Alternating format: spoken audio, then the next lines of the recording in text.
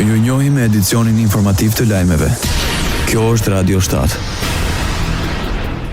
Eurodeputeti bullgar paralajmëron se Sofia do ta përdorë veton në çdo ndryshim të konsensusit evropian për Maqedoninë e Veriut. Eurodeputeti bullgar Ilias Lazarov nga Partia Popullore Europiane kritikoi raportuesin në Parlamentin Evropian Thomas White se vepron në kontakt të ngushtë me qeverinë e Republikës Maqedonisë së Veriut. Thomas White është plotësisht nën tutelën e Mickovskit dhe Mocunskit dhe punon praktikisht në ndiktimin e tyre, deklaroi Lazarov.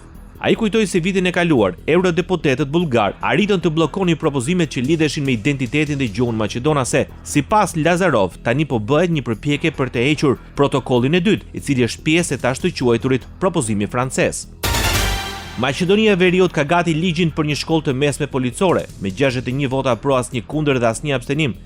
Kuvendi miratoi ligjin për shkollën e cila do të fillojë të funksionojë nga 13 maj. Shkolla do të zgjasë 2 vite mësimore që përkon me vitin e 3 dhe të 4 të shkollës së mesme, duke i mundsuar çdo kandidati që pas 2 viteve të para të shkollës së mesme të aplikojë dhe të vazhdojë arsimin në shkollën e mesme policore nëse plotëson kushtet e parashikuara. Kandidatët duhet të jenë shtetas të Maqedonisë, të jenë mbi 18 vjeç në ditën e publikimit të thirrjes për pranimin e nxënësve, të flasë në mënyrë aktive gjuhën maqedonase, të jenë të shëndetshëm dhe psikofizikisht të aftë dhe të nënshtrohen verifikimit të sigurisë për të konstatuar mungesën e rrezikut për sigurinë.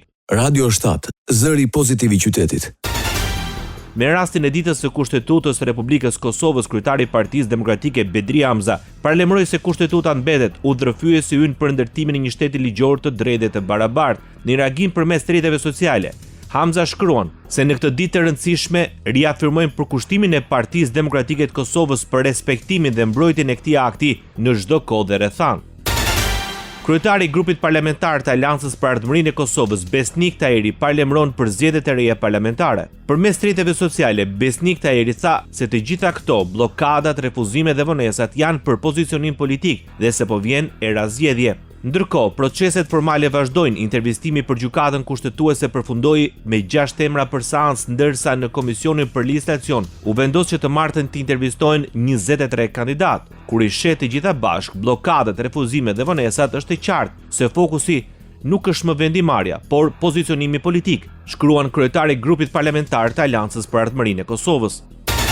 Kryeministri I Shqipërisë premton një program të posaçëm financimi për ndërmarrjet me fokus investimet në burime njerëzore dhe proceset avancuara pune.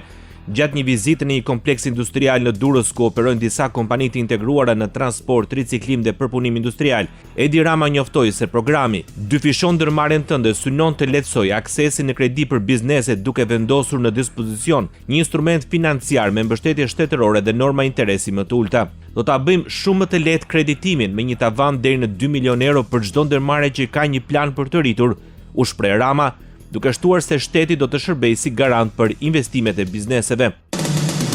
Ndoqët lajmet shkurt në Radio 7, zëri pozitiv I qytetit.